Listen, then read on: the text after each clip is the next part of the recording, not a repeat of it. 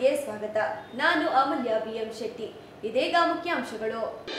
September 6ರಂದು Ettinahole ಯೋಜನೆಗೆ CM ಚಾಲನೆ. ಶಾಸಕ ಕೆಎಂ ಶಿವಲಿಂಗೇಗೌಡ ಹೇಳಿಕೆ. ಟೈಮ್ಸ್ ಗುರುಕುಲ ಸಿಬಿಎಸ್ಇ ಶಾಲೆಯ ಗೋಕುಲಾಷ್ಟಮಿಯಲ್ಲಿ ಗೋಚರಿಸಿದ ನಂದ ಗೋಕುಲದ ಕೃಷ್ಣರಾಧೆಯರು. ಸಂಸದ ಶ್ರೇಯಸ್ ಎಂ ಪಟೇಲ್ ಅವರಿಂದ ಕಾರ್ಯಕ್ರಮದ ಉದ್ಘಾಟನೆ. ಮಕ್ಕಳಿಗೆ ಕಿವಿ ಮಾತು. ಜೈಲಿಗೆ ಹೋಗಿ ಬಂದವರಿಗೆ ಏನಂತ ಉತ್ತರಿಸಲಿ, ಕಾನೂನಿಗೆ ತಲೆಬಾಗುತ್ತೇನೆ, ಮುಂದೆಯೂ ನನಗೆ ಜಯ, ಸಂಸದ ಶ್ರೇಯಸ್ ಪಟೇಲ್ ಹೇಳಿಕೆ.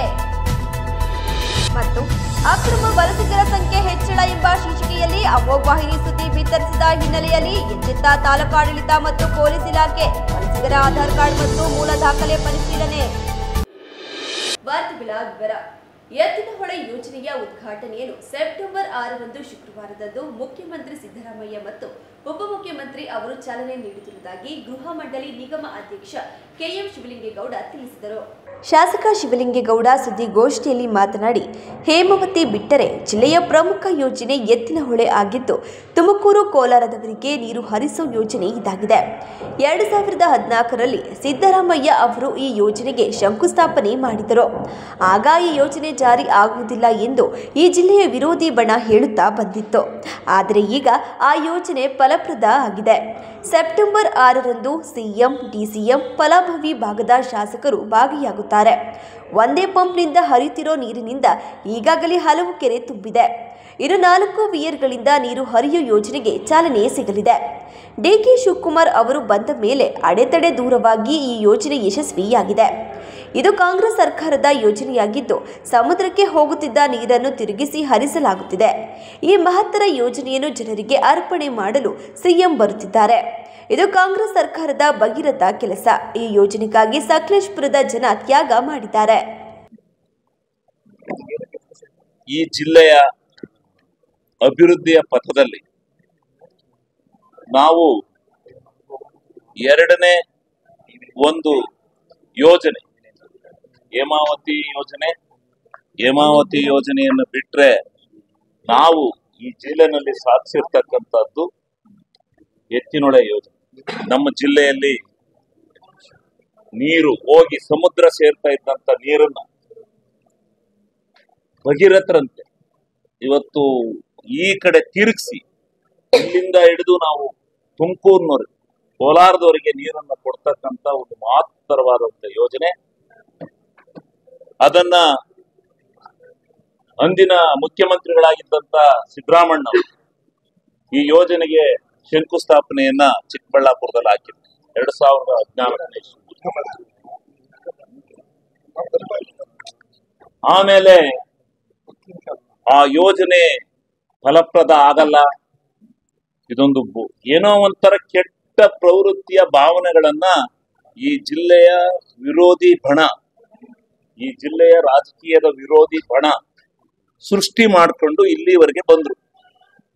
ಅಲ್ಲಿ ನೀರು ಸಿಗೋದಿಲ್ಲ, ಸುಮ್ಮನೆ ದುಡ್ಡು ವ್ಯಯ ಮಾಡ್ತಾ ಇದ್ದಾರೆ, ದುಡ್ಡು ವೇಸ್ಟು ಅಂತಕ್ಕಂಥದ್ದನ್ನ ಮಾಡ್ಕೊಂಡು ಬರ್ತಾ ಇದ್ರು. ಆದ್ರೆ ಇವತ್ತು ಆ ಯೋಜನೆ ಫಲಪ್ರದವಾಗಿ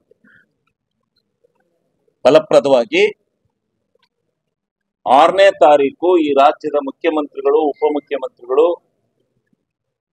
ಈ ಭಾಗದ ಎಲ್ಲ ಫಲಾನುಭವಿ ಶಾಸಕರುಗಳು, ಮುಖಂಡರುಗಳು ನಾವೆಲ್ಲ ಸೇರಿ ಅದರ ಉದ್ಘಾಟನೆಯನ್ನು ಮಾಡ್ತಾ ಇದ್ದೀವಿ. ಈಗಾಗಲೇ ಒಂದೇ ಒಂದು ಮೋಟರ್ನಲ್ಲಿ ಎತ್ತಕ್ಕಂಥ ನೀರಿನಲ್ಲಿ ಬೇಲೂರು ತಾಲೂಕಿನ ಹಳೇಬೀಡು, ಬೆಳವಾಡಿ, ಅದಾದ ಮೇಲೆ ಈಗಾಗಲೇ ತುಂಬಿ ದೇವನೂರ್ ಕಡೆಗೆ, ವೇದಾರಿವರ್ ಕಡೆಗೆ ನೀರು ಹೋಗ್ತಾ ಇದೆ. ಒಂದೇ ಒಂದು ಸ್ಟಾರ್ಟ್ ಮಾಡಿರೋದೇನು ಅಷ್ಟೇ. ಇನ್ನು 4ನ್ನ ಇನ್ನೂ 2 ಇದರಲ್ಲಿ ನೀರನ್ನ ಕೆಲಸ ಇನ್ನೂ ಸ್ವಲ್ಪ ಸ್ಥಗಿತ ಇದೆ. ಇನ್ನು 4 ರೆಡಿ ಇದೆ. 4ನ್ನ ಅವತ್ತು ಉದ್ಘಾಟನೆ ಮಾಡ್ತಾರೆ ಮಂತ್ರಿ. ಎಲ್ಲ ಮಂತ್ರಿಗಳು ಬರ್ತಾರೆ. ಇದೊಂದು ನಮ್ಮ ಕಾಂಗ್ರೆಸ್ ಸರ್ಕಾರದ ಬಹಳ ಮಹತ್ತರವಾಗಿರ್ತಕ್ಕಂಥ ಡಿಕೆ ಶಿವಕುಮಾರ್ ಅವರನ್ನ ನಾವು ಈ ಸಂದರ್ಭದಲ್ಲಿ ನೆನೆಸ್ಕೋಬೇಕು. ಈ ಸಂದರ್ಭದಲ್ಲಿ ಸಂಸದ ಶ್ರೇಯಸ್ ಎಂ ಪಟೇಲ್, ಮಾಜಿ ಶಾಸಕ ಬಿ ಶಿವರಾಮ್, ಕಾಂಗ್ರೆಸ್ ಜಿಲ್ಲಾ ಅಧ್ಯಕ್ಷ ಲಕ್ಷ್ಮಣ್, ಪ್ರಚಾರ ಸಮಿತಿ ಅಧ್ಯಕ್ಷ ದೇವರಾಜೇಗೌಡ, ಎಚ್ಕೆ ಮಹೇಶ್, ಬನವಾಸಿ ರಂಗಸ್ವಾಮಿ, ಮುರಳಿ ಮೋಹನ್, ಪಟೇಲ್ ಶಿವಪ್ಪ, ಗೌಡಗೆರೆ ಪ್ರಕಾಶ್, ಶ್ರೀಧರ್ ಗೌಡ ಇತರರು ಹಾಜರಿದ್ದರು. ರಾಜ್ಯ ಸರ್ಕಾರದ ಉಪಮುಖ್ಯಮಂತ್ರಿಗಳು ನೀರಾವರಿ ಸಚಿವರಾದ ಮೇಲೆ ಸಭೆ ಮಾಡಿ ಉತ್ತಮ ನಿರ್ಧಾರ ತೆಗೆದುಕೊಂಡು ಕಾಮಗಾರಿಗಳಿಗೆ ಇದ್ದ ತೊಡಕುಗಳಿಗೆ ಅದು ತೆಗೆದುಕೊಂಡ ದಿಟ್ಟ ನಿರ್ಧಾರವೇ ನೀರು ಬಿಡುಗಡೆಗೆ ಕಾರಣವಾಗಿದೆ ಎಂದು ಸಂಸದ ಶ್ರೇಯಸ್ ಎಂ ಪಟೇಲ್ ಹೇಳಿದರು. ಮಾಧ್ಯಮದೊಂದಿಗೆ ಮಾತನಾಡುತ್ತಾ, ಮಲೆನಾಡು ಭಾಗದಲ್ಲಿ ನೀರು ಹರಿದು ಸಮುದ್ರಕ್ಕೆ ಹೋಗುತ್ತಿತ್ತು. ಇದನ್ನು ತಡೆದು ಇಂದು ಇತರ ಜಿಲ್ಲೆಗಳಿಗೆ ಅನುಕೂಲ ಮಾಡಿಕೊಡಲಾಗಿದೆ. ರಾಜ್ಯ ಸರ್ಕಾರದ ಉಪಮುಖ್ಯಮಂತ್ರಿಗಳು ನೀರಾವರಿ ಸಚಿವರಾದ ಮೇಲೆ ಸಭೆ ಮಾಡಿ ಅದರಲ್ಲಿ ಉತ್ತಮ ನಿರ್ಧಾರ ತೆಗೆದುಕೊಂಡು ಕಾಮಗಾರಿಗಳಿಗೆ ಇದ್ದ ತೊಡಕುಗಳಿಗೆ ಅಂದು ತೆಗೆದುಕೊಂಡ ದಿಟ್ಟ ನಿರ್ಧಾರವೇ ನೀರು ಬಿಡುಗಡೆಗೆ ಕಾರಣವಾಗಿದೆ. ಶುಕ್ರವಾರ ನಡೆಯುವ ಉದ್ಘಾಟನಾ ಕಾರ್ಯಕ್ರಮವನ್ನು ಎಲ್ಲರ ಕಣ್ಣು ತುಂಬಿಕೊಳ್ಳೋಣ ಎಂದು ರಾಜ್ಯದ ಎಲ್ಲ ಜನತೆಗೆ ಮನವಿ ಮಾಡಿದರು. ನೀರು ಇಲ್ಲದ ಬರ ಜಿಲ್ಲೆಗಳಿಗೆ ಇಲ್ಲಿಂದ ನೀರು ಹರಿಸಲಾಗುತ್ತದೆ. ಈ ವಿಚಾರದಿಂದ ನಾನು ಸಂಸದನಾಗಿ ಹೆಮ್ಮೆ ಆಗುತ್ತಿದೆ. ಇದರಿಂದ ನೀರು ಇಲ್ಲದ ಕೆರೆಗಳಿಗೆ ನೀರು, ಜಾನುವಾರುಗಳಿಗೆ ಅನುಕೂಲವಾಗುತ್ತಲ್ಲದೆ ಎತ್ತಿನಹೊಳೆ ಯೋಜನೆಯಲ್ಲಿ ಸಣ್ಣ ಪುಟ್ಟ ತೊಡಕುಗಳಿದ್ದರೆ ಸರಿ ಮಾಡಿಕೊಳ್ಳಲಾಗುವುದು. ದೊಡ್ಡ ಸಮಸ್ಯೆ ಯಾವುದೂ ಇಲ್ಲದಿರುವುದರಿಂದ 100ಕ್ಕೆ 100ರಷ್ಟು ಇಂದು ಯಶಸ್ವಿಯಾಗಲಿದೆ ಎಂದು ವಿಶ್ವಾಸ ವ್ಯಕ್ತಪಡಿಸಿದರು. ನಮ್ಮ ಏನು ಕೇಂದ್ರ ಸರ್ಕಾರದ ಉಪಮುಖ್ಯಮಂತ್ರಿಗಳು ಇರಿಗೇಷನ್ ನೀರಾವರಿ ಸಚಿವರಾದ ಮೇಲೆ ಆಗಸ್ಟ್ ತಿಂಗಳಲ್ಲಿ 2020-23ರಲ್ಲಿ ಒಂದು ಸಭೆಯನ್ನು ಮಾಡ್ತಾರೆ. ನೀವೆಲ್ಲ ನಮ್ಮ ಮಾಧ್ಯಮ ಮಿತ್ರಗಳು ಆ ಸಭೆಗೆ ಬರ್ತೀರಿ. ಆ ಸಭೆಯಲ್ಲಿ ಒಂದು ದಿಟ್ಟ ನಿರ್ಧಾರ ತಗೊಂಡು ಅವತ್ತು ಏನು 10 ತೊಡಕುಗಳಿತ್ತು ಕಾಮಗಾರಿಗಳಿಗೆ, ಆ ಒಂದು ದಿಟ್ಟ ನಿರ್ಧಾರವೇ ಇವತ್ತು ಈ ನೀರಿನ ಬಿಡುಗಡೆಗೆ ಕಾರಣ ಅಂತಲೇ ಹೇಳ್ಬೋದು. ಮಾತ್ರ ಎಲ್ಲ ನಮ್ಮ ರಾಜ್ಯದ ಜನತೆಗಳಿಗೆ ನಾನು ಮನವಿಯನ್ನು ಮಾಡ್ತೀನಿ. ಶುಕ್ರವಾರದಂದು ಆ ಒಂದು ಯೋಜನೆ ಕಣ್ತುಂಬಿಕೊಳ್ಳೋಣ, ನಾವೆಲ್ಲ ಸೇರಿ ಕಣ್ತುಂಬಿಕೊಳ್ಳ. ಯಾಕಂತ ಹೇಳಿದ್ರೆ ಎಷ್ಟೋ ಬರದ ನಾಡುಗಳಿಗೆ, ಬರದ ಜಿಲ್ಲೆಗಳಿಗೆ ಈ ನೀರು ಹೋಗ್ತದೆ. ನಮ್ಗೆ ಇನ್ನೊಂದು ಏನೇ ಅಂತ ಹೇಳಿದ್ರೆ, ನಮ್ಮ ಜಿಲ್ಲೆ ನಾನು ಸಂಸದನಾಗಿ ನಮಗೆ ಹೆಮ್ಮೆ ಆಗ್ತದೆ. ನಮ್ಮ ಜಿಲ್ಲೆಯಿಂದ ಬೇರೆ ಜಿಲ್ಲೆಗಳಿಗೆ, ರೈತರಿಗೆ, ಜಾನುವಾರುಗಳಿಗೆ ಈ ಒಂದು ನೀರಾವರಿ ಯೋಜನೆಯಿಂದ ಉಪಯೋಗ ಆಗ್ತದೆ ಅನ್ನೋದು. ಟೈಮ್ಸ್ ಗುರುಕುಲ ಸಿಬಿಎಸ್ಇ ಶಾಲೆಯ ವತಿಯಿಂದ ಹಮ್ಮಿಕೊಳ್ಳಲಾಗಿದ್ದ ಶ್ರೀಕೃಷ್ಣ ಜನ್ಮಾಷ್ಟಮಿ ಕಾರ್ಯಕ್ರಮವು ಸಾಕ್ಷಾತ್ ನಂದ ಗೋಕುಲದಂತೆ ಕಾಣುತ್ತಿತ್ತು. ಎತ್ತ ನೋಡಿದರೂ ಮುದ್ದಾದ ಕೃಷ್ಣ ರಾಧೆಯ ವೇಷವನ್ನು ತೊಟ್ಟ ಮಕ್ಕಳು ನಲಿಯುತ್ತಿದ್ದರು. ನಗರದ ಜಿಲ್ಲಾ ಕನ್ನಡ ಸಾಹಿತ್ಯ ಪರಿಷತ್ತು ಭವನದಲ್ಲಿ ಟೈಮ್ಸ್ ಗುರುಕುಲ ಸಿಬಿಎಸ್ಇ ಶಾಲೆ ಇವರ ಸಂಯುಕ್ತಾಶ್ರಯದಲ್ಲಿ ಹಮ್ಮಿಕೊಳ್ಳಲಾಗಿದ್ದ ಶ್ರೀಕೃಷ್ಣ ಜನ್ಮಾಷ್ಟಮಿ ಕಾರ್ಯಕ್ರಮವನ್ನು ಸಂಸದ ಶ್ರೇಯಸ್ ಎಂ ಪಟೇಲ್ ಮುಖ್ಯ ದ್ವಾರದಲ್ಲಿ ಇಡಲಾಗಿದ್ದ ಮಡಿಕೆಯನ್ನು ಕಾಯಿಯಿಂದ ಹೊಡೆಯುವ ಮೂಲಕ ಚಾಲನೆ ನೀಡಿದರು. ಪುಟಾಣಿ ಮಕ್ಕಳು ಶ್ರೀಕೃಷ್ಣ ರಾಧೆ ವೇಷ ಧರಿಸಿ ಕೃಷ್ಣನ ಹಾಡಿಗೆ ಹೆಜ್ಜೆ ಹಾಕುವ ಮೂಲಕ ನೆರೆದಿದ್ದವರ ಗಮನ ಸೆಳೆದರು. ಕಾರ್ಯಕ್ರಮವನ್ನು ಉದ್ದೇಶಿಸಿ ಮಾತನಾಡಿದ ಸಂಸದ ಶ್ರೇಯಸ್ ಎಂ ಪಟೇಲ್ ಅವರು, ನಮ್ಮ ಜೊತೆ ಯಾವುದೇ ಆಸ್ತಿ, ಮನೆ, ಇತರೆ ಏನೇ ಇದ್ದರೂ ಶಾಶ್ವತವಲ್ಲ. ನಮ್ಮ ಬಳಿ ಯಾವಾಗಲೂ ಜೊತೆಯಲ್ಲಿ ಇರುವುದು ವಿದ್ಯೆ ಮಾತ್ರ. ದಯಮಾಡಿ ನಿಮ್ಮ ಮಕ್ಕಳಿಗೆ ಒಳ್ಳೆಯ ವಿದ್ಯೆಯನ್ನು ಕೊಡಿಸಬೇಕು. ನಾನು ಕೂಡ ಹೊಳೆನರಸೀಪುರದ ಶಾಲೆಯಲ್ಲಿ ಬೆಳೆದು ಬಂದು ಈಗ ನಿಮ್ಮೆಲ್ಲರ ಆಶೀರ್ವಾದದಲ್ಲಿ ಸಂಸದನಾಗಿದ್ದೇನೆ. ಪೋಷಕರು ಗುಣಮಟ್ಟದ ಶಿಕ್ಷಣ ಕೊಡಿಸಬೇಕು ಎಂದರು. ಟೈಮ್ಸ್ ಗುರುಕುಲ ಸಿಬಿಎಸ್ಇ ಶಾಲೆಯು ಒಳ್ಳೆಯ ಶಿಕ್ಷಣವನ್ನು ಮಕ್ಕಳಿಗೆ ನೀಡುತ್ತಾ ಬಂದಿದ್ದು, ಇಂತಹ ಉತ್ತಮ ಶಾಲೆಯು ನಮ್ಮ ಹೊಳೆನರಸೀಪುರ ತಾಲೂಕಿನಲ್ಲೂ ಹಾಗೂ ಜಿಲ್ಲೆಯ 7 ತಾಲೂಕಿನಲ್ಲೂ ಕೂಡ ಪ್ರಾರಂಭಿಸಿ ಎಂದು ಕೋರಿದರು. ಕಾರ್ಯಕ್ರಮ ಇಷ್ಟು ಸೊಗವಾಗಿ, ಇಷ್ಟು ಸೊಗಸಾಗಿ ಇರುತ್ತೆ ಅಂತ ನಾನು ಖಂಡಿತವಾಗಿ ಅನ್ಕೊಂಡಿಲ್ಲ. ನಾನು ಯೂಶಲಿ ಒಂದು ಸ್ಟೇಜ್ ಕಾರ್ಯಕ್ರಮ ಇರುತ್ತೆ ಅನ್ಕೊಂಡೆ. ನಾನು ಮಕ್ಕಳು ಎಂಟ್ರೆನ್ಸ್ ಅಲ್ಲಿ ನಮ್ಮ ವೆಲ್ಕಮ್ ಮಾಡಿದ ರೀತಿ ನೋಡಿದ್ರೆ ತುಂಬಾ ಖುಷಿ ಆಯ್ತು. ನನಗೆ ಹೆಮ್ಮೆ ಅನಿಸ್ತದೆ ನನಗೆ ಟೈಮ್ಸ್ ಗುರುಕುಲ ಕಾಲೇಜ್ ಸ್ಕೂಲ್ ಬಗ್ಗೆ. ಯಾಕಂದ್ರೆ ಒಂದು ಕೃಷ್ಣ ಜನ್ಮಾಷ್ಟಮಿಯನ್ನ ಇಷ್ಟು ಅದ್ಭುತವಾಗಿ ಮಾಡಿರೋದಕ್ಕೆ ನನಗೆ ತುಂಬಾ ಮೆಚ್ಚುಗೆ ಆಗಿದೆ. ನಮ್ಗೆ ತುಂಬಾ ಖುಷಿ ಆಗ್ತದೆ ಇದನ್ನ ನೋಡ್ತಾ ಇದ್ರೆ. ನಮ್ಮ ಶಾಲೆಯ ದಿನಗಳೆಲ್ಲ ನೆನಪಾಗ್ತವೆ. ಜೊತೆಗೆ ಮುಂದಾಗಿ ಮಕ್ಕಳೆಲ್ಲ ಚೆನ್ನಾಗಿ ತಯಾರಾಗಿ ಬಂದಿದ್ದಾರೆ. ಒಂದು ದಿನ ಎಲ್ಲ ಮಕ್ಕಳ ಜೊತೆ ಕಳಿಬೇಕು ಅಂತ ನಮಗೂ ಸಹ ಆಸೆ ಇದೆ. ಆದ್ರೆ ಕಾರ್ಯಕ್ರಮದ ಒತ್ತಡಗಳಿಂದ ನಾನು ಸಹ ಬೇರೆ ಕಾರ್ಯಕ್ರಮಕ್ಕೆ ಹೋಗ್ಬೇಕಾಗ್ತದೆ. ನಿಮ್ಮೆಲ್ಲರಲ್ಲಿ ಒಂದು ಮನವಿ, ಯಾವುದೇ ಪೋಷಕರಿಗೆ ನಾನು ಕೇಳೋದು ಒಂದೇ ಮನವಿ, ನಮ್ಮ ಜೊತೆ ಯಾವುದೇ ಆಸ್ತಿ ಆಗಿರ್ಬೋದು, ಮನೆ, ಬಂಗ್ಲೆ, ಸೈಟ್ ಯಾವುದು ಬರಲ್ಲ. ನಮ್ಮ ಜೊತೆ ಬರೋದು ಒಂದೇ, ಅದು ವಿದ್ಯೆ. ದಯಮಾಡಿ ಮಕ್ಕಳಿಗೆ ಒಳ್ಳೆ ವಿದ್ಯೆ ಕೊಡಿಸಿ ಅಂತ ಕೈ ಮುಖ್ಯ ಅಂತ ಹೇಳಿದ್ರೆ, ನಾನು ಸಹ ಒಂದು ನಮ್ಮ ಅಜ್ಜಿಯವರು ನನ್ನನ್ನು ಸಾಕಿದ್ದು ಚಿಕ್ಕದ್ರಲ್ಲಿ. ನಮ್ಮ ತಂದೆ, ನಾನು 2ನೇ ಕ್ಲಾಸ್ ಇದ್ದಾಗ ನಮ್ಮ ತಂದೆ ನಾವು ಕಳ್ಕೊಂಡ್ವಿ. ಹೊಳೆನರಸೀಪುರದಲ್ಲಿ ಅವಾಗಿನ್ನೂ ಶಿಕ್ಷಣ ಅಷ್ಟು ಗುಣಮಟ್ಟವಾಗಿ ಇಲ್ಲದೆ ನನಗೆ ನಮ್ಮ ಮೈಸೂರಲ್ಲಿ ಶಾಲೆಗೆ ಸೇರಿಸಿದ್ರು. ನಮ್ಮ ಅಜ್ಜಿ ಅವರು ತಿದ್ದಿದ್ದಕ್ಕೆ ಇವತ್ತು ನಾನು ಮುಂದೆ ನಿಮ್ಮೆಲ್ಲರ ಆಯ್ಕೆಯಾಗಿ ಸಂಸದನಾಗಿ ನಾನು ಬಂದಿದ್ದೀನಿ. ಅದೇ ರೀತಿ ಗುಣಮಟ್ಟವನ್ನ ಶಿಕ್ಷಣವನ್ನು ಕೊಡಿಸಿ ಅಂತ ಕೇಳ್ತೀವಿ. ಅದೇ ರೀತಿ ನಮ್ಮ ಟೈಮ್ಸ್ ಗುರುಕುಲ ಶಾಲೆ ಎಲ್ಲ ಕಡೆ ಒಳ್ಳೆಯ ಶಿಕ್ಷಣ ಕೊಡ್ತೀನಿ ಅನ್ನೋ ಮಾಹಿತಿ ನನಗೂ ಇದೆ. ಇದೇ ರೀತಿ ಇನ್ನೂ ಅವರ ಒಂದು ಶಾಖೆಗಳು ಬ್ರಾಂಚಸ್ ಜಾಸ್ತಿ ಆಗಲಿ, ಎಲ್ಲ ತಾಲೂಕಲ್ಲೂ ನಮ್ಮ ಟೈಮ್ಸ್ ಗುರುಕುಲ ಬರಲಿ ಅಂತ ಕೇಳ್ಕೊತೀನಿ. ನಮ್ಮ ತಾಲೂಕಲ್ಲೂ ಮೊದಲನೇದಾಗಿ ನಿಮಗೆ ನಾನು ಪ್ರಾರ್ಥನೆ ಮಾಡ್ತೀನಿ, ನಮ್ಮ ತಾಲೂಕಿನಲ್ಲೂ ಒಂದು ಅವಕಾಶ ಮಾಡಿಕೊಡಿ. ಎಲ್ಲ 7 ತಾಲೂಕಿನಲ್ಲೂ ಬ್ರಾಂಚಸ್ ಓಪನ್ ಮಾಡಿ ಅಂತ ಹೇಳ್ತೀನಿ. ನನಗೆ ಮಕ್ಕಳ ಜೊತೆಗೆ ನಮ್ಮ ತಾಯಂದಿರು ನೋಡೋದು ತುಂಬಾ ಖುಷಿ ಆಗ್ತದೆ. ಎಲ್ಲರೂ ಮಕ್ಕಳ ಜೊತೆ ಅದ್ಭುತವಾಗಿ ರೆಡಿ ಮಾಡಿ ಬಂದಿದ್ದೀರಾ. ನಾವೇ ಹಿಂದಿನ ಒಂದು ಕಥೆಯನ್ನ ಕೇಳಿದಾಗ ಶ್ರೀಕೃಷ್ಣನ ಬಗ್ಗೆ ನಮಗೆ ಇರೋಂಥದ್ದು ಒಂದು ತಪ್ಪು ಕಲ್ಪನೆ. ಏನಂದ್ರೆ ಶ್ರೀಕೃಷ್ಣ ಅಂದ್ರೇನೆ ಅದೇನಂದ್ರೆ ಸ್ತ್ರೀಯರ ಸಮಾಜ ಜಾಸ್ತಿ ಅನ್ನೋ ಹಾಗೆ. ಬಟ್ ಇವತ್ತಿನ ಒಂದು ಯುಗದಲ್ಲಿ ಏನಾಗುತ್ತೆ ಅಂದ್ರೆ, ನಾವು ಶ್ರೀಕೃಷ್ಣನ ಅಧ್ಯಯನ ಮಾಡುವಾಗ ಏನಾಗುತ್ತೆ ಅಂದ್ರೆ, ಯಾವ ಕಾರಣಗಳಿಗೋಸ್ಕರ ಆ ರೀತಿ ಇದ್ದ, ಯಾವ ಕಾರಣಕ್ಕೋಸ್ಕರ ನಾವು ಅಂತ ಕರೀತಾ ಇದ್ದು, ಆ ಒಂದು ತಪ್ಪು ಕಲ್ಪನೆ ನಮ್ಮಿಂದ ಆಚರಿಸಬೇಕಾಗ್ತದೆ. ಈಗ ಶ್ರೀಕೃಷ್ಣ ರಾಮ ಎಲ್ಲ ಹೇಳ್ತಾರೆ, ನನ್ನ ಮಗ ರಾಮ ಆಗ್ಬೇಕು, ಶ್ರೀಕೃಷ್ಣ ಆಗ್ಬಾರ್ದು ಅಂತ ಹೇಳಿ. ಬಟ್ ತಪ್ಪು ಕಲ್ಪನೆ ಹಾಗನ್ಕೊಳ್ಬಾರ್ದು. ಇಲ್ಲಿ ಏನಾಗುತ್ತೆ ಅಂದ್ರೆ, ನಾವು ಶಾಲೆಯ ಒಂದು ವೃತ್ತಿಯಲ್ಲಿ ನಾವೇನ್ ಮಾಡ್ತಾ ಹೋಗ್ತೀವಿ ಅಂದ್ರೆ, ಎಲ್ಲಾ ವರ್ಗದ ಮಕ್ಕಳು ನಮ್ಮ ಶಾಲೆಯಲ್ಲಿ ಇರ್ತಾ ಹೋಗ್ತಾರೆ. ಇವತ್ತು ಎಲ್ಲಾ ಜನಾಂಗದವರು ಸಹ ಈ ಶ್ರೀಕೃಷ್ಣ ಜನ್ಮಾಷ್ಟಮಿಯನ್ನ ಅದ್ದೂರಿಯಾಗಿ ಆಚರಣೆ ಮಾಡ್ತಾ ಹೋಗ್ತಾರೆ. ಹಾಗಾಗಿ ಶಾಲೆಗಳಲ್ಲಿ ನಾವು ಆ ರೀತಿಯ ಒಂದು ಭೇದ ಭಾವವನ್ನು ಹೋಗಲಾಡಿಸಿ ಎಲ್ಲಾ ವಿದ್ಯಾರ್ಥಿಗಳು, ಯಾವುದೇ ಸಮುದಾಯದ ವಿದ್ಯಾರ್ಥಿಗಳು ಸಹ ಈ ಒಂದು ಕಾರ್ಯಕ್ರಮದಲ್ಲಿ ಭಾಗವಹಿಸಿ ಶ್ರೀಕೃಷ್ಣನ ಒಂದು ವೇಷಧಾರಣೆ ಆಗಿರ್ಬೋದು, ರಾಧೆಯ ವೇಷಧಾರಣೆ ಆಗಿರ್ಬೋದು ಆಚರಿಸಿಕೊಂಡು ಅದನ್ನ ಒಂದು ಸಂಭ್ರಮದಿಂದ ಆಚರಿಸಿಕೊಂಡಾಗ ಅದು ಬಹಳ ಖುಷಿ ಆಗ್ತಾ ಹೋಗ್ತದೆ. ಇದೇ ವೇಳೆ ಟೈಮ್ಸ್ ಗುರುಕುಲ ಸಿಬಿಎಸ್ಇ ಶಾಲೆಯ ಅಧ್ಯಕ್ಷ ಎಬಿ ಸುರೇಂದ್ರ ಕುಮಾರ್, ಪ್ರಾಂಶುಪಾಲರಾದ ಉಮಾ ಎಸ್ ಪಾಟೀಲ್, ಗಿರಿಧರ್ ಶ್ಯಾಮದಾಸ್ ಸ್ವಾಮೀಜಿ, ಆಡಳಿತಾಧಿಕಾರಿಗಳಾದ ಸೂರ್ಯ ಮತ್ತು ವೆಂಕಟೇಶ್ ಇತರರು ಹಾಜರಿದ್ದರು.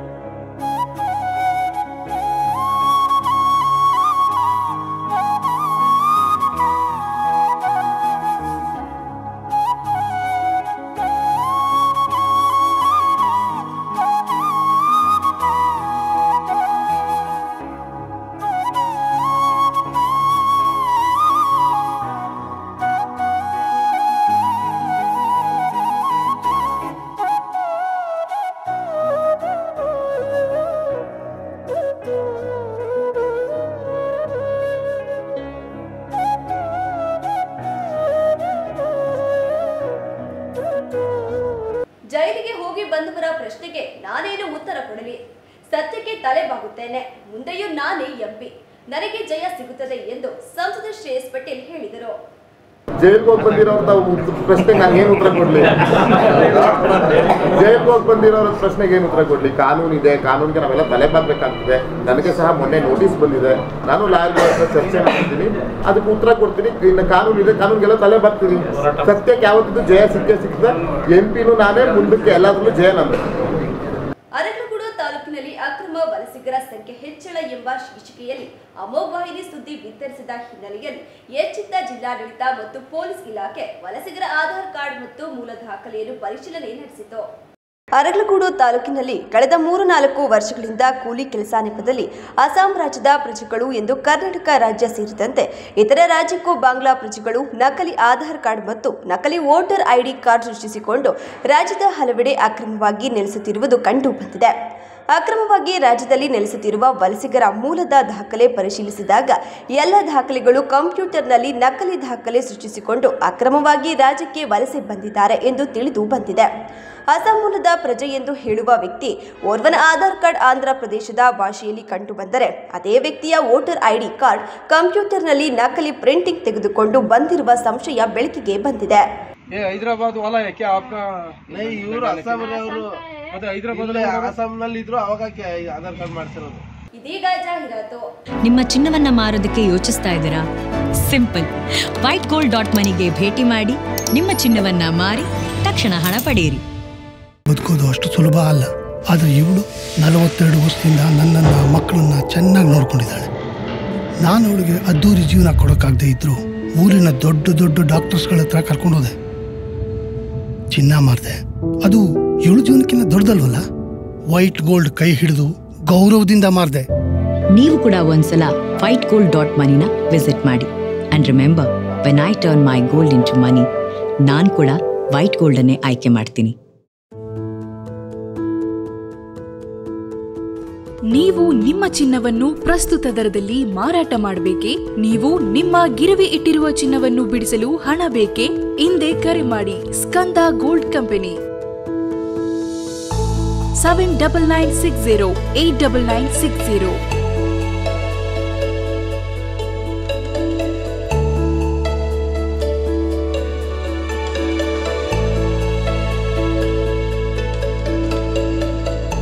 ನೀವು ಗಿರವಿ ಇಟ್ಟಿರುವ ಚಿನ್ನಾಭರಣಗಳನ್ನು ಬಿಡಿಸಿ ಇಂದಿನ ಮಾರುಕಟ್ಟೆ ಬೆಲೆಗೆ ಕೊಂಡುಕೊಳ್ಳುತ್ತಾರೆ ಹಾಗೂ ನಿಮ್ಮಲ್ಲಿರುವ ಹಳೆಯ ಚಿನ್ನವನ್ನು ಪ್ರಸ್ತುತ ಆನ್ಲೈನ್ ದರದಲ್ಲಿ ಕೊಂಡುಕೊಳ್ಳುತ್ತಾರೆ. ಸ್ಕಂದ ಗೋಲ್ಡ್ ಕಂಪನಿ ಕರ್ನಾಟಕದಾದ್ಯಂತ ನಮ್ಮ ಶಾಖೆಗಳು ತೆರೆದಿರುತ್ತದೆ.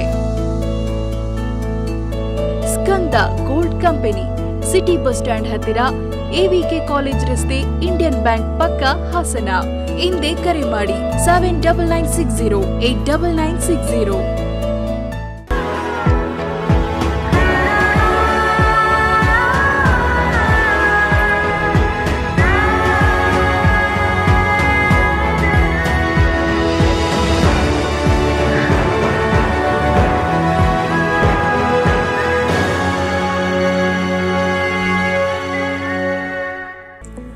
D home furniture and interior, ಹಾಸನದ ಅತಿ ದೊಡ್ಡ ಫರ್ನಿಚರ್ ಶೋರೂಮ್.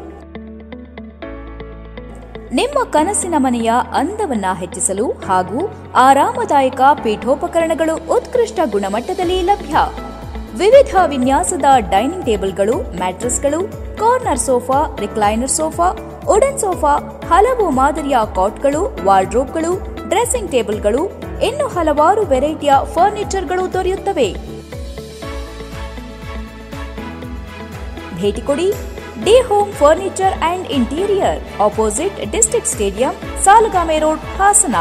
ಫೋನ್ ನಂಬರ್ಸ್ 8156989111, 9562955026 ಮತ್ತು 9633152552.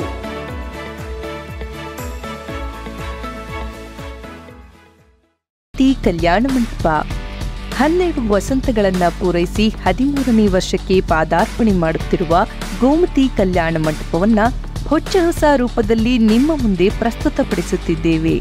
ಅತ್ಯಾಧುನಿಕವಾಗಿ ನವೀಕರಣಗೊಂಡ ಕಲ್ಯಾಣ ಮಂಟಪದಲ್ಲಿ 1500 ಜನರು ಪಾಲ್ಗೊಳ್ಳಬಹುದಾದ ಬ್ಯಾಂಕ್ವೆಟ್ ಹಾಲ್, 700 ಜನರು ಊಟ ಮಾಡಬಹುದಾದ ಡೈನಿಂಗ್ ಹಾಲ್ ಇದ್ದು, ಮದುವೆ, ಬೀಗರ ಔತಣ, ನಾಮಕರಣ ಮತ್ತು ಎಲ್ಲ ಶುಭ ಸಮಾರಂಭಗಳಿಗೆ, ಸಸ್ಯಾಹಾರಿ ಮತ್ತು ಮಾಂಸಾಹಾರಿ ಔತಣಗಳಿಗೆ ಹಾಲ್ ಅನ್ನ ನೀಡಲಾಗುತ್ತದೆ.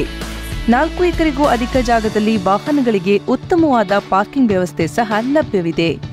ನಿಮ್ಮ ಕುಟುಂಬದ ಸುಂದರ ಕಾರ್ಯಕ್ರಮಗಳನ್ನು ಅತ್ಯುತ್ತಮ ಕ್ಷಣಗಳನ್ನಾಗಿ ಮಾರ್ಪಾಡಾಗಿಸಲು ಒಂದು ಒಳ್ಳೆಯ ಜಾಗ, ಅದುವೇ ನಮ್ಮ ಗೋಮತಿ ಕಲ್ಯಾಣ ಮಂಟಪ. ಗೋಮತಿ ಕಲ್ಯಾಣ ಮಂಟಪ ಕೋರ್ಟ್ ಹೊಸ ಬಸ್ ನಿಲ್ದಾಣದ ಹತ್ತಿರ, ಚನ್ನಪಟ್ಟಣ ಬಡಾವಣೆ, ಹೊಳೆನರಸೀಪುರ ರಸ್ತೆ, ಹಾಸನ. ಬುಕಿಂಗ್ ಹಾಗೂ ಹೆಚ್ಚಿನ ಮಾಹಿತಿಗಾಗಿ ಸಂಪರ್ಕಿಸಿ 9448427261, 8970568666.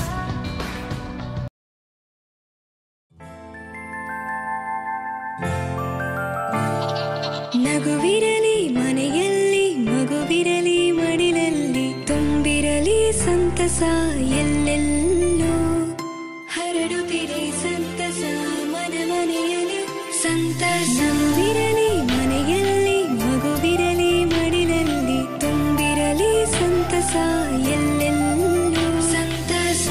ಸಂತಸ IVF ಮತ್ತು ಎಂಟು ಸರ್ಜರಿ ಸೆಂಟರ್, ಹಾಸನ ಮತ್ತು ಮೈಸೂರು.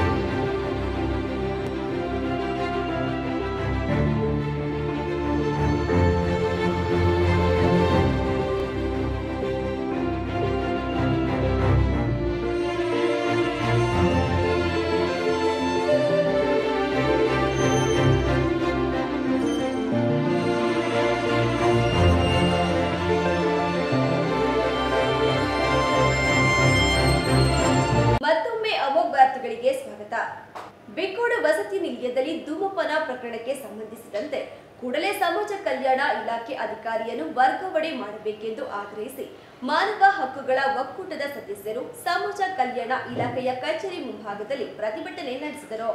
ಈ ಸಂದರ್ಭದಲ್ಲಿ ಮಾತನಾಡಿದ ಪುರಸಭೆ ಅಧ್ಯಕ್ಷ ಹಾಗೂ ಒಕ್ಕೂಟದ ಗೌರವ ಅಧ್ಯಕ್ಷ ಎಆರ್ ಅಶೋಕ್, ವಸತಿ ನಿಲಯಗಳಲ್ಲಿ ಈ ರೀತಿ ಅವ್ಯವಸ್ಥೆಗೆ ಯಾರು ಕಾರಣ? ಇಲ್ಲಿ ಅಧಿಕಾರಿಗಳ ನಿರ್ಲಕ್ಷ್ಯ, ಬೇಜವಾಬ್ದಾರಿ ಎದ್ದು ಕಾಣುತ್ತಿದೆ. ಬಡ ಮಕ್ಕಳು ಹಾಗೂ ಗ್ರಾಮೀಣ ಭಾಗದ ಮಕ್ಕಳೇ ಹೆಚ್ಚಾಗಿ ವಿದ್ಯಾಭ್ಯಾಸ ಮಾಡಲು ಬರುವ ಇಂತಹ ಸ್ಥಳಗಳಲ್ಲಿ ಧೂಮಪಾನ, ಮದ್ಯಪಾನದ ಬಗ್ಗೆ ಮಾಧ್ಯಮಗಳಲ್ಲಿ ಪ್ರಸಾರವಾಗುತ್ತಿದೆ ಎಂದರೆ ನಿಮಗೆ ನಾಚಿಕೆಯಾಗಬೇಕು.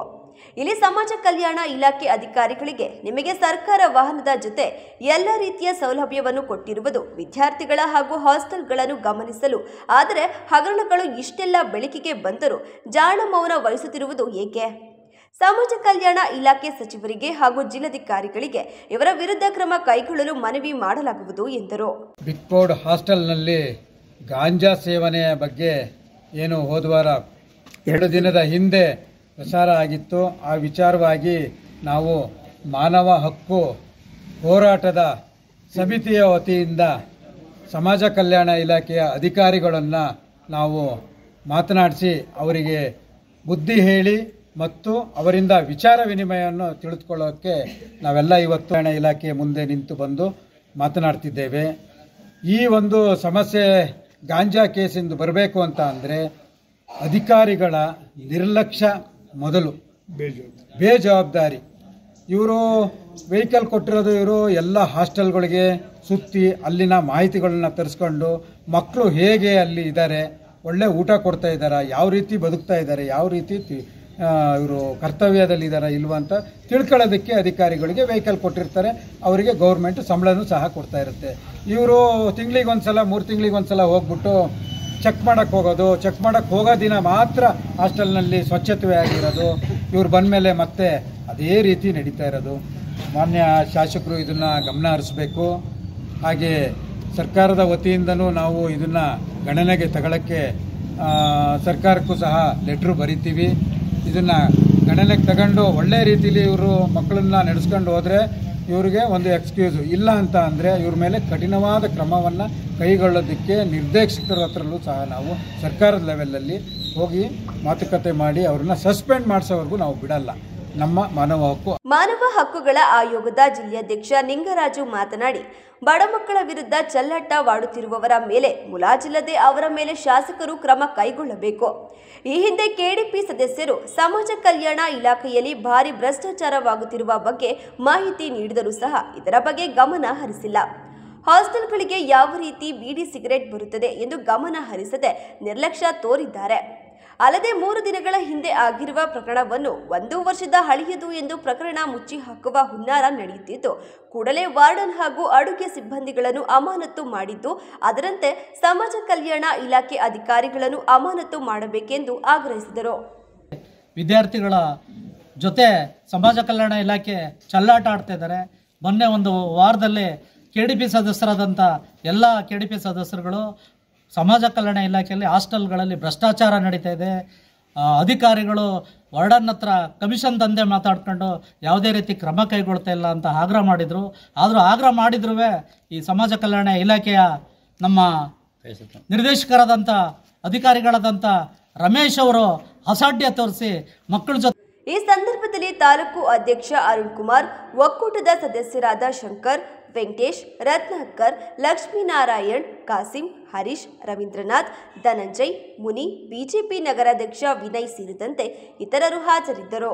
ಅಕ್ರಮ ವಲಸೆ ಕಾರ್ಮಿಕರಿಂದ ದೇಶದ ಆಂತರಿಕ ಭದ್ರತೆಗೆ ಧಕ್ಕೆ ಉಂಟಾಗುವ ಅಪಾಯ ಹೆಚ್ಚಿದ್ದು, ಕೂಡಲೇ ವಲಸೆ ಕಾರ್ಮಿಕರ ಬಗ್ಗೆ ಸೂಕ್ತ ತನಿಖೆ ನಡೆಸಬೇಕು ಎಂದು ಪಟ್ಟಣ ಪಂಚಾಯಿತಿ ಮಾಜಿ ಸದಸ್ಯ ಎನ್ ರವಿಕುಮಾರ್ ಆಗ್ರಹಿಸಿದರು. ಪತ್ರಿಕಾಗೋಷ್ಠಿಯಲ್ಲಿ ಮಾತನಾಡಿದ ಅವರು, ಅರಕಲಗೂಡು ತಾಲೂಕಿಗೆ ಇತ್ತೀಚಿನ ದಿನಗಳಲ್ಲಿ ಅಸ್ಸಾಂ ರಾಜ್ಯದ ಹೆಸರು ಹೇಳಿಕೊಂಡು ವಲಸೆ ಬರುತ್ತಿರುವ ಕಾರ್ಮಿಕರ ಸಂಖ್ಯೆ ಹೆಚ್ಚುತ್ತಿದೆ. ವಲಸೆ ಕಾರ್ಮಿಕರಲ್ಲಿ ಕೆಲವರು ಹೈದರಾಬಾದ್ ಹೆಸರು ಹೇಳಿದರೆ ಆಧಾರ್ ಕಾರ್ಡ್ನಲ್ಲಿ ಬೇರೆ ಊರಿನ ಮಾಹಿತಿ ಇದೆ. ಇನ್ನು ಕೆಲವರು ಅಸ್ಸಾಂ ರಾಜ್ಯದವರೆಂದು ಹೇಳುತ್ತಾರೆ, ಆದರೆ ಅವರ ಬಳಿ ಯಾವುದೇ ಮಾಹಿತಿ ಇಲ್ಲ. ಅಸ್ಸಾಂ ರಾಜ್ಯದ ಹೆಸರು ಹೇಳಿಕೊಂಡು ಬರುತ್ತಿರುವವರು ಬಾಂಗ್ಲಾದೇಶದ ಅಕ್ರಮ ವಲಸಿಗರೆಂಬ ಶಂಕೆ ವ್ಯಕ್ತವಾಗಿದೆ. ಅಕ್ರಮ ವಲಸಿಗರ ಕುರಿತು ತನಿಖೆ ನಡೆಸುವಲ್ಲಿ ಕಾರ್ಮಿಕ ಇಲಾಖೆ, ಪೊಲೀಸ್ ಇಲಾಖೆ ಹಾಗೂ ತಾಲೂಕು ಆಡಳಿತ ಸಂಪೂರ್ಣ ವಿಫಲವಾಗಿದೆ. ಅಸ್ಸಾಂ ರಾಜ್ಯದ ವಲಸೆ ಕಾರ್ಮಿಕರು ಬಂದರೆ ಯಾವುದೇ ಅಡ್ಡಿಯಲ್ಲ. ಆದರೆ ವಲಸೆ ಕಾರ್ಮಿಕರ ಬಗ್ಗೆ ಕಿಂಚಿತ್ತೂ ಮಾಹಿತಿ ಇಲ್ಲದ ಕಾರ್ಮಿಕ ಇಲಾಖೆ ಇಲ್ಲಿ ಇದೆಯೋ ಇಲ್ಲವೋ ಎಂಬ ಅನುಮಾನ ಕಾಡುತ್ತಿದೆ. ವಲಸೆ ಕಾರ್ಮಿಕರನ್ನು ಕರೆತರುತ್ತಿರುವವರು ಯಾರು ಎಂಬುದು ಕೂಡ ಮಾಹಿತಿ ಇಲ್ಲ. ಎಲ್ಲಿಂದ ಬರುತ್ತಿದ್ದಾರೆ, ಅವರನ್ನು ಯಾವ ವಾಹನದಲ್ಲಿ ಕರೆತರುತ್ತಿದ್ದಾರೆ ಎನ್ನುವ ಸುಳಿವು ಕೂಡ ಪೊಲೀಸ್ ಇಲಾಖೆಗೆ ಇಲ್ಲದಿರುವುದು ದುರಂತದ ಸಂಗತಿ. ತಾಲೂಕು ಆಡಳಿತ ಸೂಕ್ತ ತನಿಖೆ ಕೈಗೊಂಡು ಅಕ್ರಮ ವಲಸೆ ಕಾರ್ಮಿಕರಿಗೆ ಕಡಿವಾಣ ಹಾಕುತ್ತಿದ್ದರೆ ತೀವ್ರ ಹೋರಾಟ ಹಮ್ಮಿಕೊಳ್ಳಬೇಕಾಗುತ್ತದೆ ಎಂದು ಎಚ್ಚರಿಸಿದರು. ಅಸ್ಸಾಂ ರಾಜ್ಯದ ಹೆಸರು ಹೇಳಿಕೊಂಡು ಅಥವಾ ಅಸ್ಸಾಂ ರಾಜ್ಯದಿಂದ ಒಂದಿಷ್ಟು ಜನ ಕಾರ್ಮಿಕರು ತಾಲೂಕಿನ ಎಲ್ಲ ಭಾಗಗಳಿಗೆ ಬರ್ತಾ ಇದ್ದಾರೆ. ಅವ್ರನ್ನ ಕೇಳಿದ್ರೆ ನಾವು ಅಸ್ಸಾಂ ಅಂತ ಹೇಳ್ತಾರೆ, ಅವ್ರು ಮಾತಾಡೋದು ಉರ್ದು ಭಾಷೆ. ಅಸ್ಸಾಂ ರಾಜ್ಯದಿಂದ ಬರ್ತೀವಿ ಅಂತ ಹೇಳ್ತಿದ್ದಾರೆ. ಇಲ್ಲಿ ಯಾವ ಭಾಗಕ್ಕೆ, ಎಲ್ಲಿ ಯಾವ ರೈತರ ಮನೆಗೆ ಕೆಲಸಕ್ಕೆ ಹೋಗ್ತಾರೆ ಅನ್ನೋ ವಿಷಯ ಬಹಳ ನಿಗೂಢವಾಗಿದೆ. ಎಲ್ಲಿ ಹೋಗ್ತಾರೆ ಅನ್ನೋ ಮಾಹಿತಿಯನ್ನ ಯಾರಿಗೂ ಬಿಟ್ಕೊಡ್ತಾ ಇಲ್ಲ. ಒಂದು ಮತ್ತೆ ಈ ಇವರು ಅಸ್ಸಾಮಿಂದಾನೇ ಬಂದಿದ್ದಾರೆ ಅನ್ನೋದಕ್ಕೆ ಗುರುತರವಾದ ದಾಖಲಾತಿಗಳನ್ನ ತೋರಿಸ್ತಾ ಇಲ್ಲ. ಇವರು ಎಲ್ಲಿಯವರು, ಯಾವ ರಾಜ್ಯದಿಂದ ಬಂದಿದ್ದಾರೆ, ಈ ರಾಜ್ಯಕ್ಕೆ ಯಾವಾಗ ಬಂದರು, ಯಾವ ವಾಹನದ ಮೂಲಕ ಪ್ರಯಾಣ ಮಾಡ್ಕೊಂಡು ಬಂದರು, ಯಾವುದೇ ಮಾಹಿತಿಯನ್ನ ಈ ತಾಲೂಕು ಆಡಳಿತಕ್ಕಾಗಲಿ, ಪೊಲೀಸ್ ಇಲಾಖೆಗಾಗಲಿ ಅಥವಾ ನಮ್ಮ ಸ್ಥಳೀಯ ಪತ್ರಕರ್ತರಿಗಾಗಲಿ, ಮುಖಂಡರಿಗಾಗಲಿ ಕೊಡ್ತಾ ಇಲ್ಲ. ಸಹಜವಾಗಿ ತಾಲೂಕಿನಲ್ಲಿ ಸ್ವಲ್ಪ ಕಾರ್ಮಿಕರ ಸಮಸ್ಯೆ ಇದೆ.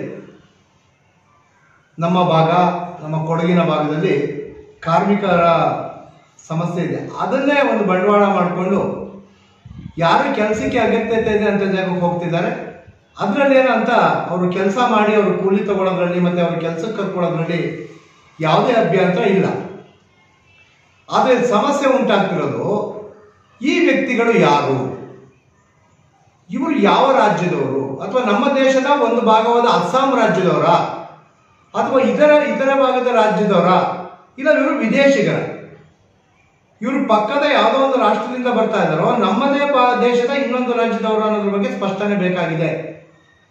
ಈ ಬಗ್ಗೆ ನಮಗೆ ಸ್ಪಷ್ಟನೆ ಸಿಗ್ತಾ ಇಲ್ಲ. ಅಥವಾ ಅವರು ಅಸ್ಸಾಂ ರಾಜ್ಯದವರು ಅನ್ನೋಕ್ಕೆ ಸರಿಯಾದ ದಾಖಲಾತಿಗಳನ್ನು ತೋರಿಸ್ತಾ ಇಲ್ಲ. ಅವರು ಹೈದರಾಬಾದಿನ ದಾಖಲಾತಿಗಳನ್ನು ತೋರಿಸ್ತಾರೆ, ಕೆಲವರು ಕರ್ನಾಟಕದ ತೋರಿಸ್ತಾರೆ, ಕೆಲವರು ಅಸ್ಸಾಮಿನ ತೋರಿಸ್ತಾರೆ. ಅಲ್ಲಿ ಹೆಣ್ಣು ಗಂಡು ಅಂತಾಗಿದೆ, ಗಂಡು ಹೆಣ್ಣು ಅಂತಾಗಿದೆ, ಅವ್ರ ವಯಸ್ಸು ಅಧಿಗಜಾಂತರ ಇರುತ್ತೆ. ಕೆಲವರು ಚೆಕ್ ಮಾಡೋದಂತ, ಪೊಲೀಸೇ ಹೋಗಿ ಚೆಕ್ ಮಾಡೋದಂತ ಸಂದರ್ಭದಲ್ಲಿ ಇದ್ರ ಬಗ್ಗೆ ಯಾವುದೇ ಕ್ರಮಗಳು ಆಗ್ತಾ ಇಲ್ಲ. ಪತ್ರಿಕಾಗೋಷ್ಠಿಯಲ್ಲಿ ಮುಖಂಡರಾದ ಶಶಿಕುಮಾರ್, ನಾಗೇಂದ್ರ, ಪ್ರವೀಣ್ ಕುಮಾರ್ ಹಾಜರಿದ್ದರು. ನಮ್ಮನ್ನೆಲ್ಲ ಅಗಲಿದ ಜೇವು ಮಹಾತಪ್ಪರವರ ನೆನಪಿನಲ್ಲಿ ಹಾಸನ ಜಿಲ್ಲಾ ದಲಿತ ಮತ್ತು ಜನಪರ ಚಳವಳಿಗಳ ಒಕ್ಕೂಟದಿಂದ ಸೆಪ್ಟೆಂಬರ್ 5ರಂದು ಗುರುವಾರ ಸಂಜೆ 4 ಗಂಟೆಗೆ ಡಾಕ್ಟರ್ ಬಿ.ಆರ್. ಅಂಬೇಡ್ಕರ್ ಭವನದಲ್ಲಿ ಶ್ರದ್ಧಾಂಜಲಿ ಮತ್ತು ನುಡಿನಮನ ಕಾರ್ಯಕ್ರಮವನ್ನು ಹಮ್ಮಿಕೊಳ್ಳಲಾಗಿದೆ ಎಂದು ದಲಿತ ಸಂಘಟನೆಯ ಹಿರಿಯ ಮುಖಂಡ ಎಚ್.ಕೆ. ಸಂದೇಶ್ ತಿಳಿಸಿದರು. ಪತ್ರಿಕಾಗೋಷ್ಠಿಯಲ್ಲಿ ಮಾತನಾಡಿದ ಅವರು, ದೂರದ ಚಿತ್ರದುರ್ಗ ಜಿಲ್ಲೆಯಿಂದ ಹಾಸನಕ್ಕೆ ಬಂದು ಬದುಕು ಕಟ್ಟಿಕೊಂಡಿದ್ದ ಜೇವು ಮಹಾಂತಪ್ಪರವರು ಸಮಾಜ ಸೇವಕರಾಗಿ ಎಲ್ಲರ ಪ್ರೀತಿ ಪಾತ್ರರಾಗಿದ್ದರು. ಜಿಲ್ಲೆಯಲ್ಲಿ ವಾಲ್ಮೀಕಿ ಸಮುದಾಯವನ್ನು ಸಂಘಟಿಸಿ ಆ ಸಂಘದಲ್ಲಿ ಅನೇಕ ವರ್ಷಗಳ ಕಾಲ ಜಿಲ್ಲಾ ಅಧ್ಯಕ್ಷರಾಗಿ ರಾಜ್ಯದ ಮುಖಂಡರಾಗಿದ್ದರು. ಕನ್ನಡ ಸಾಹಿತ್ಯ ಪರಿಷತ್ತಿನ ಹಾಸನ ತಾಲೂಕಿನ ಅಧ್ಯಕ್ಷರಾಗಿಯೂ ದುಡಿದಿದ್ದ ಅವರು ಎಲ್ಲ ಚಳುವಳಿಗಳ ಒಡನಾಡಿಯಾಗಿದ್ದರು. ದಲಿತ, ರೈತ, ಜನಪರ ಸಂಘಟನೆಗಳ ಯಾವುದೇ ಹೋರಾಟಗಳು, ಕಾರ್ಯಕ್ರಮಗಳಲ್ಲಿ ಮುಂಚೂಣಿಯಲ್ಲಿದ್ದು ಸಹಕಾರ ನೀಡುತ್ತಿದ್ದ ಅವರು ಬಂಧುತ್ವ ವೇದಿಕೆ ಕಚೇರಿ ಮಾಡಿ ಅದನ್ನು ಎಲ್ಲ ಸಂಘ ಸಂಸ್ಥೆಗಳ ಸಭೆ ಕಾರ್ಯಕ್ರಮಗಳನ್ನು ನಡೆಸಲು ಉಚಿತವಾಗಿ ನೀಡುತ್ತಿದ್ದರು. ಹಾಸನ ಜಿಲ್ಲಾ ದಲಿತ ಮತ್ತು ಜನಪರ ಚಳುವಳಿಗಳ ಒಕ್ಕೂಟದಿಂದ ದಿನಾಂಕ 5 ಸೆಪ್ಟೆಂಬರ್ 2024 ಗುರುವಾರ ಸಂಜೆ 4 ಗಂಟೆಗೆ ಹಾಸನದ ಡಾಕ್ಟರ್ ಬಿ.ಆರ್. ಅಂಬೇಡ್ಕರ್ ಭವನದಲ್ಲಿ ಶ್ರದ್ಧಾಂಜಲಿ ಮತ್ತು ನುಡಿನಮನ ಕಾರ್ಯಕ್ರಮವನ್ನು ಹಮ್ಮಿಕೊಳ್ಳಲಾಗಿದೆ. ಕಾರ್ಯಕ್ರಮಕ್ಕೆ ಎಲ್ಲ ದಲಿತ, ಜನಪರ ಸಂಘಟನೆಗಳು ಮತ್ತು ಚಳುವಳಿಗಳು ಹಾಗೂ ಅವರ ಒಡನಾಡಿ ಬಂಧುಗಳು, ಹಿತೈಷಿಗಳು ಹೆಚ್ಚಿನ ಸಂಖ್ಯೆಯಲ್ಲಿ ಆಗಮಿಸಬೇಕೆಂದು ಮನವಿ ಮಾಡಿಕೊಳ್ಳುವುದಾಗಿ ಹೇಳಿದರು.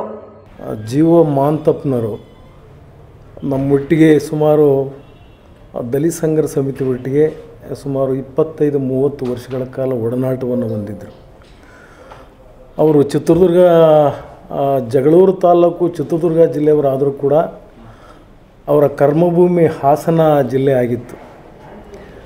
ಆಮೇಲೆ ಮನುಷ್ಯ ಎಷ್ಟು ಪ್ರಗತಿಪರವಾಗಿ ಚಿಂತನೆ ಮಾಡ್ತಿದ್ರು ಅಂತ ಹೇಳಿದ್ರೆ, ಯಾವುದೇ ಸಭೆ ಸಮಾರಂಭ ಇರಲಿ ಅದು ಯಾರದೇ ವಿಚಾರ ಇರಲಿ, ತಾನು ಅಲ್ಲಿ ಭಾಗವಹಿಸೋಂಥ ಒಂದು ದೊಡ್ಡ ಗುಣವನ್ನು ಮಹಾಂತಪ್ಪರು ಹೊಂದಿದ್ದರು.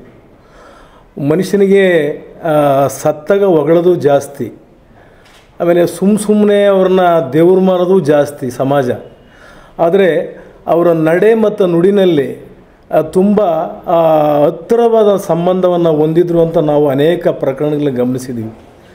ಅವರು ಮಾನವ ಬಂಧುತ್ವ ವೇದಿಕೆಯನ್ನು ಎಲ್ಲ ರೈತರು, ದಲಿತರು, ಕಾರ್ಮಿಕರು, ಮಹಿಳೆಯರು, ನಿವೃತ್ತ ನೌಕರರ ಸಂಘಕ್ಕೆ, ಆಮೇಲೆ ತಳಭಾಗದ ಬ್ಯಾಕ್ವರ್ಡ್ ಕಮ್ಯುನಿಟಿಯವರ ಸಭೆ ಸಮಾರಂಭಗಳಿಗೆ ಅದನ್ನು ಮೀಸಲಾಗಿಟ್ಟಂಥ ಸುಮಾರು ತಿಂಗಳಿಗೆ 20,000 ಬಾಡಿಗೆಯನ್ನು ಕೊಟ್ಟು ಎಲ್ಲ ಸಮುದಾಯದವರು ಕೂಡ ಅದನ್ನು ಬಳಸ್ಕೋಬೇಕು ಅಂತೇಳಿ ತಾನು ಅತ್ಯಂತ ಪ್ರಾಮಾಣಿಕ ಸೇವೆಯನ್ನು ಮಾಡಿದರು. ಅವರು ಇವತ್ತು ನಮ್ಮ ಮುಂದ್ಗಡೆ ಇಲ್ಲ. ಆದರೆ ಮನುಷ್ಯ ಅವರು ಯಾವತ್ತೂ ಕೂಡ ತುಂಬ ಚುರುಕುತನದ ಮನುಷ್ಯ ಇದ್ದರು. ನುಡಿನಮನ ಕಾರ್ಯಕ್ರಮ ಅಂಬೇಡ್ಕರ್ ಭವನದಲ್ಲಿ ನಡೀತಾ ಇದೆ. ನಾವೆಲ್ಲರೂ ಪ್ರಗತಿಪರ ಸ್ನೇಹಿತರು, ನಮ್ಮೆಲ್ಲಾಗಿ ಪತ್ರಿಕಾ ಮಾಧ್ಯಮದ ಎಲ್ಲ ಸ್ನೇಹಿತರು ನೀವೆಲ್ಲರೂ ಕೂಡ ಬರಬೇಕು ಅಂತ ಹೇಳಿ ಆಶಯವನ್ನು ವ್ಯಕ್ತಪಡಿಸ್ತೇನೆ. ಹಾಗೆಯೇ ಮಾನ್ಯ ಜಿಲ್ಲಾಧಿಕಾರಿಯವರು ಬರ್ತೀನಿ ಅಂತ ಒಪ್ಕೊಂಡಿದ್ದಾರೆ, CEO ಬರಬೇಕು ಅಂತ ಬರ್ತೀನಿ ಅಂತ ಒಪ್ಕೊಂಡಿದ್ದಾರೆ. ಹಾಗೆಯೇ SP ಅವರು ಕೂಡ ಅವ್ರನ್ನ ಭೇಟಿ ಮಾಡೋಕ್ಕೆ ಸಾಧ್ಯ ಆಗಿರಲಿಲ್ಲ, ಭೇಟಿ ಮಾಡೋಕ್ಕೆ ಹೋಗಿದ್ವಿ, ಅವರು ಕೂಡ ಬರುವಂಥ ವಾತಾವರಣ ಇದೆ. ಹಾಗಾಗಿ ಎಲ್ಲ ರೈತ ಸಂಘ, ದಲಿತ ಸಂಘರ್ಷ ಸಮಿತಿ, ಎಲ್ಲ ಒಡನಾಡಿಯ ಗೆಳೆಯರು ಮತ್ತು ಪತ್ರಕಾ ಮಿತ್ರರು ಮತ್ತು ಪ್ರಗತಿಪರ ಸ್ನೇಹಿತರು, ವಿಶೇಷವಾಗಿ ಮಹಾಂತಪ್ಪನರ ನಡೆ ಮತ್ತು ನುಡಿಯನ್ನು ಗಮನಿಸಿರೋ ಅಂಥ ಎಲ್ಲ ಸಹೃದಯರು ಅವತ್ತಿನ ನುಡಿನಮನ ಕಾರ್ಯಕ್ರಮದಲ್ಲಿ ಭಾಗವಹಿಸಬೇಕು.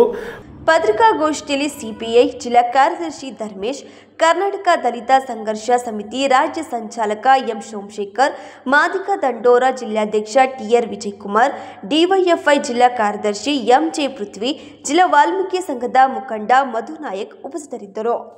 ಅಕ್ರಮ ಬಾಂಗ್ಲಾ ವಲಸಿಗರನ್ನು ಹೊರಗೆ ಹಾಕಿ ಮತ್ತು ಅವರಿಗೆ ಸಹಕರಿಸಿದವರ ವಿರುದ್ಧ ಮತ್ತು ಸುಳ್ಳು ದಾಖಲೆಗಳನ್ನು ಸೃಷ್ಟಿಸಿ ಕೊಟ್ಟಿರುವವರ ವಿರುದ್ಧ ಕಠಿಣ ಕ್ರಮಕ್ಕೆ ಆಗ್ರಹಿಸಿ ABVP ನೇತೃತ್ವದಲ್ಲಿ DC ಕಚೇರಿ ಮುಂದೆ ಪ್ರತಿಭಟಿಸಿ ಜಿಲ್ಲಾಡಳಿತಕ್ಕೆ ಮನವಿ ಸಲ್ಲಿಸಿದರು. ಬಾಂಗ್ಲಾದೇಶದ ನುಸುಳುಕೋರರು ಹಾಸನ ಜಿಲ್ಲೆಯಾದ್ಯಂತ ABP ಆಂತರಿಕ ಸಮೀಕ್ಷೆ ಪ್ರಕಾರ 5,000ಕ್ಕೂ ಹೆಚ್ಚು ಜನ ವಾಸಿಸುತ್ತಿದ್ದಾರೆ. ಅವರಿಗೆ ಸ್ಥಳೀಯರೇ ಸಹಕರಿಸುತ್ತಿರುವುದು ದುರಾದೃಷ್ಟಕ ಎಂದು ಬೇಸರ ವ್ಯಕ್ತಪಡಿಸಿದರು. ಅದಲ್ಲದೆ ಅವರಿಗೆ ನಕಲಿ ಆಧಾರ್ ಕಾರ್ಡ್ ನಂತರ ಮಹತ್ತರ ದಾಖಲೆಗಳನ್ನು ಸೃಷ್ಟಿಸಿಕೊಡುತ್ತಿರುವುದು ಮತ್ತು ಇದಕ್ಕೆ ಪ್ರಭಾವಿಗಳು ಮತ್ತು ಸರ್ಕಾರಿ ನೌಕರರೇ ಸಹಕರಿಸುತ್ತಿರುವುದು ವಿಷಾದದ ಸಂಗತಿ. ಇಂತಹ ದೇಶದ್ರೋಹದ ಕೆಲಸ ಮಾಡುತ್ತಿರುವ ಅಧಿಕಾರಿಗಳು ಮತ್ತು ಅವರಿಗೆ ಸಹಕರಿಸುತ್ತಿರುವ ಸ್ಥಳೀಯರನ್ನು ದೇಶದ್ರೋಹದ ಪ್ರಕರಣದಲ್ಲಿ ಬಂಧಿಸಿ ಶಿಕ್ಷಿಸಬೇಕಾಗಿ ಅಖಿಲ ಭಾರತೀಯ ವಿದ್ಯಾರ್ಥಿ ಪರಿಷತ್ ಆಗ್ರಹಿಸುತ್ತದೆ ಎಂದು ಹೇಳಿದರು. ಸರ್ಕಾರದಲ್ಲಿ ಕೆಲಸ ಮಾಡೋಂಥವರೇ ಆಗಿರ್ತಾರೆ. ಅವರು ಲಂಚ ಅಥವಾ ಬೇರೆ ಒಂದು ಉದ್ದೇಶದಿಂದಲೇ ಮಾಡಿಕೊಟ್ಟಿರ್ಬೋದು, ಆದರೆ ಅದು ದೇಶದ್ರೋಹ. ನಮ್ಮ ಮನೆಯೇ ನಾವು ಮಾರಿಕೊಟ್ಟಂಗೆ, ಅಂದರೆ ನಮ್ಮ ವಾಸಿ ಜೊತೆಲಿರೋಂಥ ಅಣ್ಣ, ತಂಗಿ, ತಮ್ಮ, ಅಕ್ಕಂದರು ಅವರೆಲ್ಲರಿಗೂ ದ್ರೋಹ ಮಾಡಿದಂಥ ಕೆಲಸ ಇದೆ. ಅವರು ಇವತ್ತಿಲ್ಲಿ ನಮ್ಮ ದೇಶದಲ್ಲೇ ಬಂದಿದ್ದಾರೆ. ಸಾಲದಕ್ಕೆ ಇನ್ನು ಬೇರೆ ಯಾವ ಥರ ಕ್ರಿಮಿನಲ್ ಆ್ಯಕ್ಟಿವಿಟಿಗಳು ಅವ್ರು ಮಾಡ್ಬೋದು ಅಂತ ನಮಗೂ ಗೊತ್ತಿಲ್ಲ. ಇವತ್ತು ಅಲ್ಲಿರೋಂಥ ನಮ್ಮ ದೇಶದ ಜನತೆಗಳಿಗೆ ಏನಾಗಿದೆ ಅನ್ನೋ ಉದಾಹರಣೆ ನಮಗೆ ಇವತ್ತು ಸಿಕ್ಕಿದೆ. ಇಲ್ಲಿರೋಂಥವ್ರಿಗೆ ಆ ಥರ ನಾವೇನೋ ಧಕ್ಕೆ ಮಾಡಿಲ್ಲ, ಅವ್ರಿಗೆ ಆ ಥರ ವರ್ತನೆ ನಾವು ಮಾಡಿಲ್ಲ. ನಾವು ಭಾರತೀಯ ಜನರು, ಅವ್ರಿಗೆ ನಾವು ಯಾವುದೇ ರೀತಿಯ ಒಂದು ಹಾನಿ ಉಂಟು ಮಾಡೋ ಅಂಥದ್ದು ನಾವು ಏನೂ ಮಾಡಿಲ್ಲ. ಅವರು ಅಲ್ಲಿ ಎಷ್ಟು ಹಾನಿ ಉಂಟು ಮಾಡಿದ್ದಾರೆ ಅನ್ನೋದು ನಾವು ನೋಡಿದ್ದೀವಿ. ಇಲ್ಲಿ ನಾವು ಯಾರೂ ಹಾನಿ ಉಂಟು ಮಾಡಿಲ್ಲ. ಇಲ್ಲಿ ಅವ್ರು ಬಂದಿರೋ ಉದ್ದೇಶ ಹಾನಿ ಮಾಡೋಕ್ಕೇನೆ. ಪ್ರತಿಭಟನೆಯಲ್ಲಿ ABVP ಮುಖಂಡರಾದ ಶ್ರೀನಿವಾಸ್ ಸಾವ್ಕರ್, ಜಿಲ್ಲಾ ಸಹ ಸಂಚಾಲಕ C ಭಾರತ್, ಜ್ಞಾನ, ಅದಿತಿ, ಮನೋಜ್ ಸೇರಿದಂತೆ ವಿದ್ಯಾರ್ಥಿಗಳು ಪಾಲ್ಗೊಂಡಿದ್ದರು. ಹದಿಹರೆಯದ ವಯಸ್ಸಿನಲ್ಲಿ HIV ಸೋಂಕು ಹರಡುವ ಸಾಧ್ಯತೆ ಹೆಚ್ಚಾಗಿದೆ ಎಂದು ರಕ್ತನಿಧಿ ವೈದ್ಯಾಧಿಕಾರಿ ರೇಖಾ KS ತಿಳಿಸಿದರು. ಹೊಳೆನರಸೀಪುರ ಪಟ್ಟಣದ ಮಹಿಳಾ ಸರ್ಕಾರಿ ಗೃಹ ವಿಜ್ಞಾನ ಕಾಲೇಜಿನಲ್ಲಿ IQAC, ರೆಡ್ ಕ್ರಾಸ್ ಮತ್ತು ರೆಡ್ ರಿಬ್ಬನ್ ಕ್ಲಬ್ ಘಟಕವು ಇಲ್ಲಿನ ಕರ್ನಾಟಕ ರಾಜ್ಯ ಏಡ್ಸ್ ಪ್ರಿವೆನ್ಷನ್ ಸೊಸೈಟಿ, ಜಿಲ್ಲಾ ಏಡ್ಸ್ ಪ್ರಿವೆನ್ಷನ್ ಸೊಸೈಟಿ, ICTC ಸರ್ಕಾರಿ ಆಸ್ಪತ್ರೆ, Rotary Club, Indian Red Cross Society Holenarasipura ಇವರ ಸಹಯೋಗದಲ್ಲಿ ಏಡ್ಸ್ ಜಾಗೃತಿ ಕಾರ್ಯಕ್ರಮ ನಡೆಯಿತು. ಹುಚ್ಚುಕೋಡಿ ಮನಸ್ಸು 16ರ ವಯಸ್ಸು ಎಂಬಂತೆ ಪ್ರೌಢಾವಸ್ಥೆಯಲ್ಲಿ ಚಂಚಲ ಮನಸ್ಸಿನಿಂದ HIVಗೆ ತುತ್ತಾಗುತ್ತಿರುವುದರಿಂದ ಆ ವಯಸ್ಸಿನಲ್ಲಿ ತುಂಬಾ ಎಚ್ಚರಿಕೆಯಿಂದ ಇರಬೇಕಾಗುತ್ತದೆ. ನಮ್ಮ ಆಸ್ಪತ್ರೆಯಲ್ಲಿ HIV ಸೋಂಕಿತ ರೋಗಿಗಳಿಗಾಗಿ ICTC ಕೇಂದ್ರವಿದ್ದು ಸಮಗ್ರ ಆಪ್ತ ಸಮಾಲೋಚನೆ ಮತ್ತು ಪರೀಕ್ಷಾ ಕೇಂದ್ರದಲ್ಲಿ HIV ಪರೀಕ್ಷೆ ಮಾಡಲಾಗುವುದು. ART ಕೇಂದ್ರದ ಮೂಲಕವೂ ಎಲ್ಲ HIV ರೋಗಿಗಳಿಗೆ ಉಚಿತವಾಗಿ ಚಿಕಿತ್ಸೆ ನೀಡಲಾಗುವುದು. ವಿದ್ಯಾರ್ಥಿನಿಯರು ಕಾಲೇಜಿನ ಆವರಣ, ಸಾರ್ವಜನಿಕ ಆಸ್ಪತ್ರೆಯ ಮುಂಭಾಗ, ಪುರಸಭೆಯ ಮುಂಭಾಗ, ಸಂತೆ ಮೈದಾನದಲ್ಲಿ ಬೀದಿ ನಾಟಕ ಪ್ರದರ್ಶನದ ಮೂಲಕ HIV ಬಗ್ಗೆ ಅರಿವು ಮೂಡಲಾಯಿತು. ಕೊನೆಯಲ್ಲಿ ಮತ್ತೊಮ್ಮೆ ಮುಖ್ಯಾಂಶಗಳು. ಸೆಪ್ಟೆಂಬರ್ 6ರಂದು ಎತ್ತಿನಹೊಳೆ ಯೋಜನೆಗೆ ಸಿಎಂ ಚಾಲನೆ, ಶಾಸಕ KM ಶಿವಲಿಂಗೇಗೌಡ ಹೇಳಿಕೆ. ಟೈಮ್ಸ್ ಗುರುಕುಲ CBSE ಶಾಲೆಯ ಗೋಕುಲಾಷ್ಟಮಿಯಲ್ಲಿ ಗೋಚರಿಸಿದ ನಂದ ಗೋಕುಲದ ಕೃಷ್ಣರಾಧೆಯರು. ಸಂಸದ ಶ್ರೇಯಸ್ ಎಂ ಪಟೇಲ್ ಅವರಿಂದ ಕಾರ್ಯಕ್ರಮದ ಉದ್ಘಾಟನೆ, ಮಕ್ಕಳಿಗೆ ಕಿವಿ ಮಾತು. ಜೈಲಿಗೆ ಹೋಗಿ ಬಂದವರಿಗೆ ಏನಂತ ಉತ್ತರಿಸಲಿ, ಕಾನೂನಿಗೆ ತಲೆಬಾಗುತ್ತೇನೆ, ಮುಂದೆಯೂ ನನಗೆ ಜಯ, ಸಂಸದ ಶ್ರೇಯಸ್ ಪಟೇಲ್ ಹೇಳಿಕೆ. ಮತ್ತು ಅಕ್ರಮ ವಲಸಿಗರ ಸಂಖ್ಯೆ ಹೆಚ್ಚಳ ಎಂಬ ಶೀರ್ಷಿಕೆಯಲ್ಲಿ ಅಮೋಘ ವಾಹಿನಿ ಸುದ್ದಿ ಬಿತ್ತರಿಸಿದ ಹಿನ್ನೆಲೆಯಲ್ಲಿ ಎಚ್ಚೆತ್ತ ತಾಲೂಕಾಡಳಿತ ಮತ್ತು ಪೊಲೀಸ್ ಇಲಾಖೆ. ವಲಸಿಗರ ಆಧಾರ್ ಕಾರ್ಡ್ ಮತ್ತು ಮೂಲ ದಾಖಲೆ ಪರಿಶೀಲನೆ. ಮುಂದಿನ ವಾರ್ತಾ ಸಂಚಿಕೆಯೊಂದಿಗೆ ಮತ್ತೆ ಭೇಟಿಯಾಗೋಣ. ವಂದನೆಗಳು.